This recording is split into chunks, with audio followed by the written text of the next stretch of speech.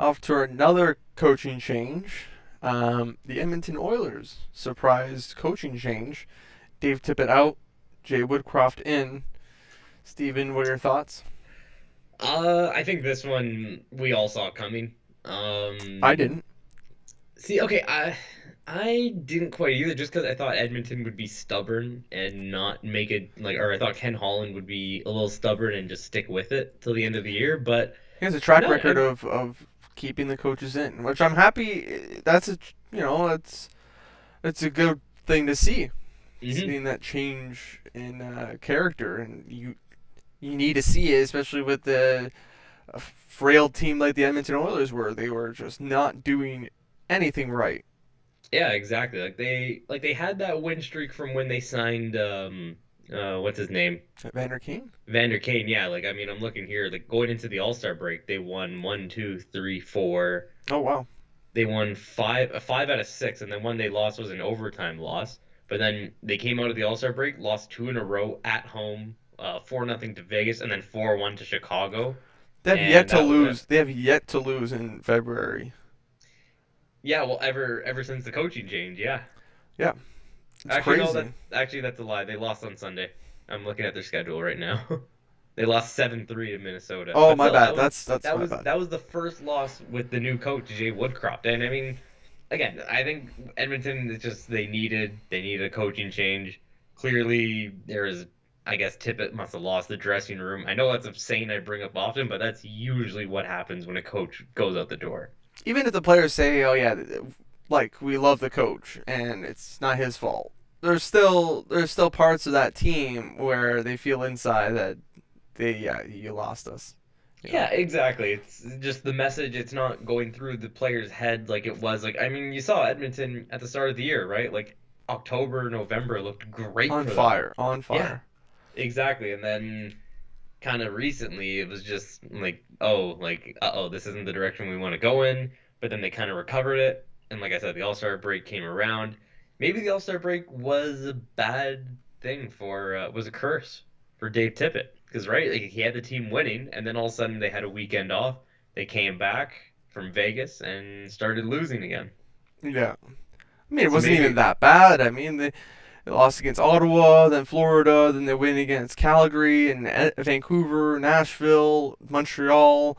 Then they lose against Ottawa in overtime. mhm. That's it. Like it's not even that's over 500 right there.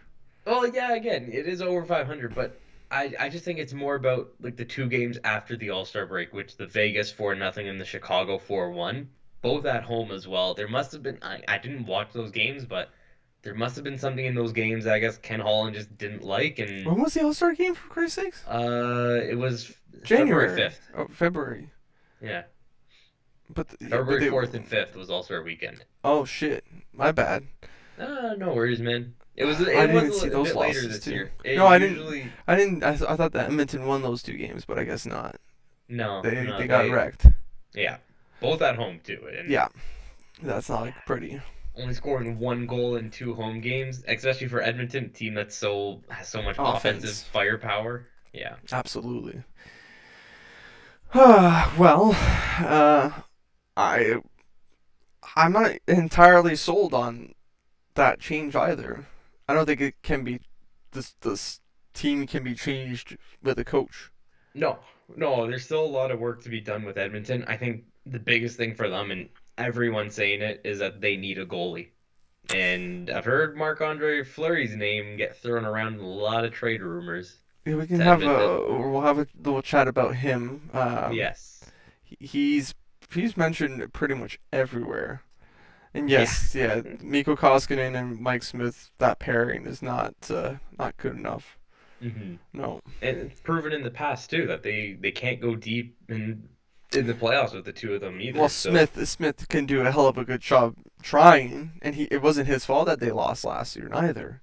no, no, it He wasn't had that a last great year was record yeah. during the playoffs. It's just the team couldn't put it together. McDavid was left off the scoring sheet, and it's the lack of experience, I Yeah, suppose. Just exactly. I he's starting actually he from what I hear instead of playing a 12 forward 6 defenseman style. He's actually playing a 13 forward, 5 defenseman. Oh yeah. Wow. That is So interesting. actually putting more emphasis on the forwards, giving them more ice time, and Oh then yeah. that gives apparently the second line scoring a lot more. Secondary scoring is what's one of the big issues there. Secondary scoring. It's always Mm-hmm. McDavid or Drysdale getting the scores, or the goal, the assists. If you have that secondary scoring, then it makes it even more dangerous because then the teams have to look at, oh, which ones are we covering? It's just the lesser of two evils. But at that point, you're screwing yourself at the end of the day. And the defenseman, I guess, is their weaker aspect. I think goaltending could be fixed easily. Just a defense, just aging with the Duncan Keith, and I don't even know how well he's doing this year. Well, I know currently he's hurt right now. Okay, that doesn't help. Yeah.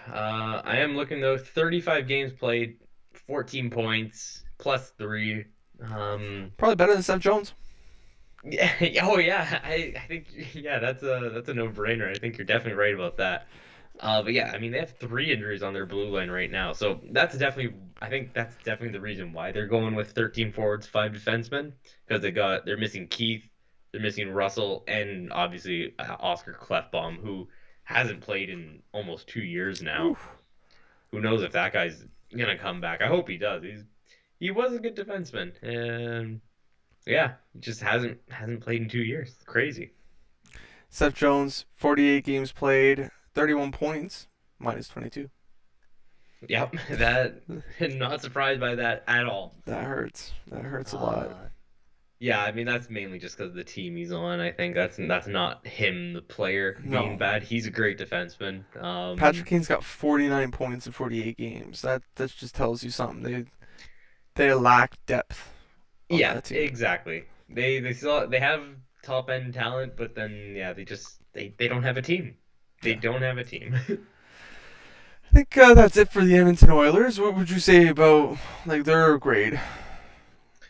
Um, maybe B. I'd say Yeah. B, yeah, just Like, a B. Like they just did the coaching change. They're starting to win again. We'll see if it lasts. And again, I mean, the big thing for them, like a lot of teams, is the springtime. So we'll see how they do then. when it comes time for playoff hockey, if they Yes. can actually switch it to another gear. I give it Yep. a B minus because I'm less hopeful of this change, and I think it might be enough to get him to the playoffs. But again, will it pan out? Will it give him anything of value? I don't think Yeah. so. I don't think it'll turn out.